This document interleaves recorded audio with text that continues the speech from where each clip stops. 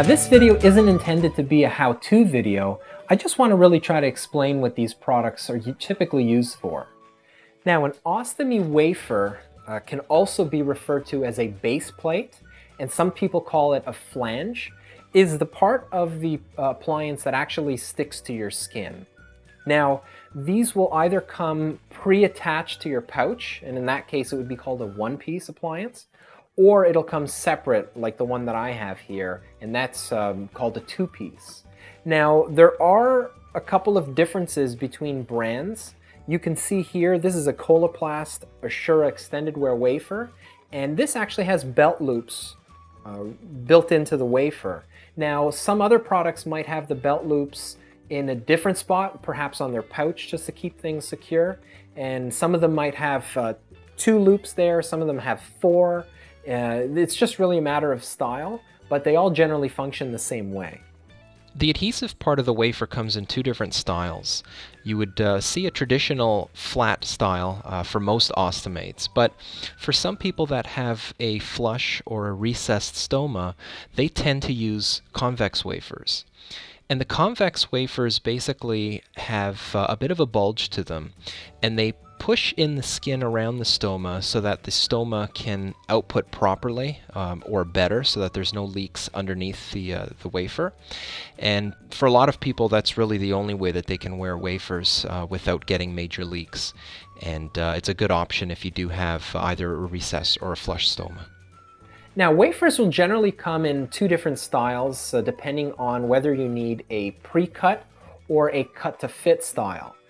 The one that I'm holding in my hand is a cut-to-fit, and what that means is that I actually have to make the hole to fit my stoma through. And that really comes in handy if you have an irregularly shaped stoma, or if you're just out of surgery and you know that your stoma is going to be shrinking in size. It's best to invest in the cut-to-fit because then you can adjust the size of that hole every time you change your appliance. I should also mention that there's a third option for ostomates, specifically ostomates that have had issues with leaking, and that is the moldable wafer. Now, there are a few major companies out there that have their own versions of this, but essentially what it aims to do is it allows you to put on your wafer and essentially size that hole to the size and shape of your stoma without having to cut it and without having to get one that's pre-cut. Now, one of the advantages to moldable wafers is obviously the fact that you get a custom fit around your stoma. That obviously eliminates any problems that may occur if you improperly cut your wafer, or if you have a hole that's slightly too big or even slightly too small in the pre-cut versions. So if leaking has been an issue for you, you might want to check to see if you can get any samples of these moldable wafers from whichever supplier that you're using. Now, I get into the habit of measuring my stoma every time I change my appliance, and that includes tracing a hole on my wafer to the right size and then trimming it and then pre-fitting it first without actually removing the release liner, just to make sure that everything fits. Once I know that the hole that I've made for my stoma is cut perfectly, then I can remove the release liner on the back of my wafer and apply it to my skin.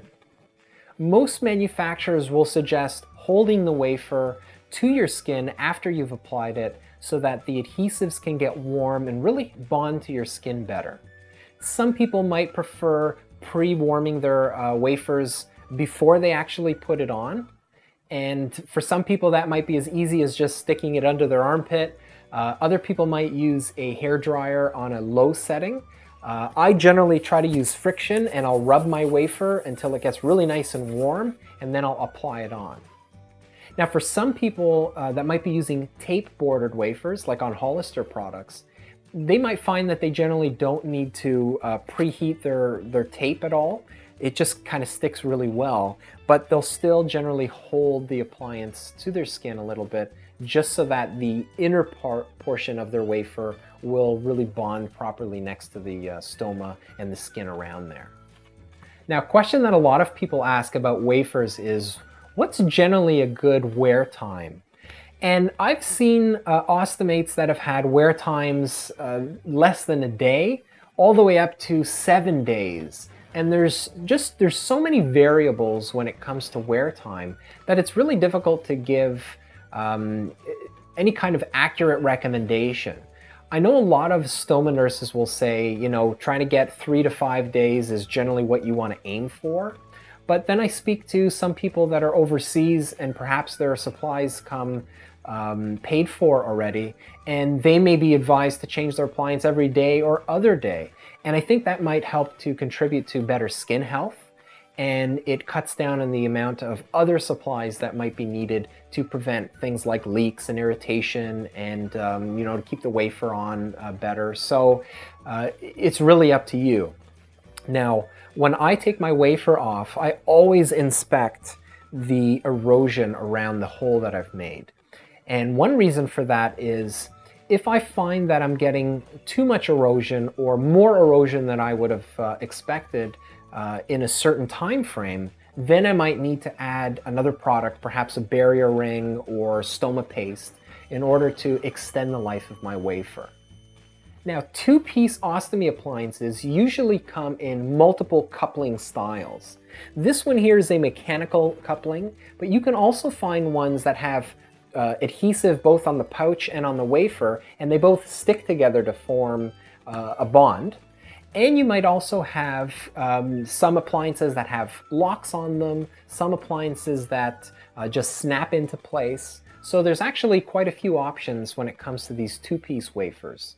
And I've got a link where I explain the differences between some of the options that are on two-piece wafers, and I'll include a link below for that.